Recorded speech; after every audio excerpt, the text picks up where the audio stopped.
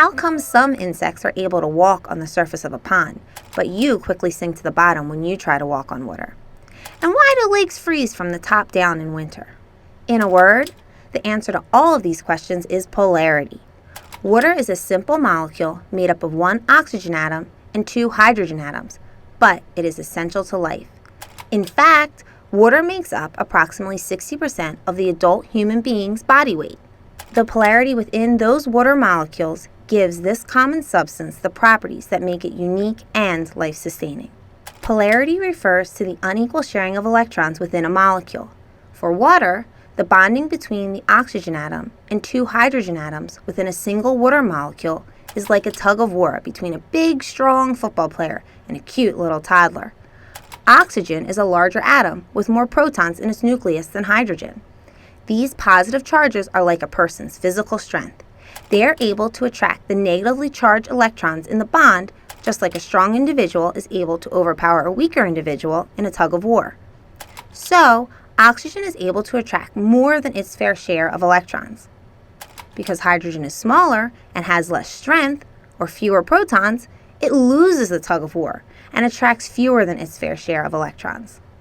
So the oxygen in water behaves as though it's negative, and the hydrogens behave as though they're positive. The bonds within a single water molecule are called polar covalent bonds. Covalent means that the electrons are shared. But, as we just learned, polar means that these electrons are not shared equally. In water, the oxygen acts negative, and the hydrogens act positive. Since negative and positive attract, that oxygen is attracted to the hydrogen atoms in neighboring water molecules. A special type of bond forms between water molecules known as a hydrogen bond. Hydrogen bonds don't just happen in water either. They can form between a water molecule and different substances that are polar or ionic.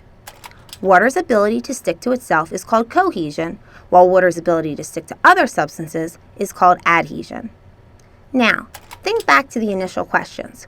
First, why are some insects able to walk on water? Surface tension due to hydrogen bonding creates a thin film on the surface of water that gives enough resistance for super light insects to walk on. You can't walk on it because the hydrogen bonds aren't strong enough to hold you up. Why does ice float on top of liquid water?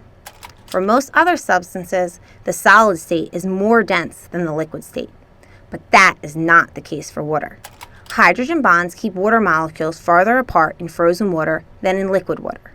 The farther apart the molecules are, the less dense that solid is.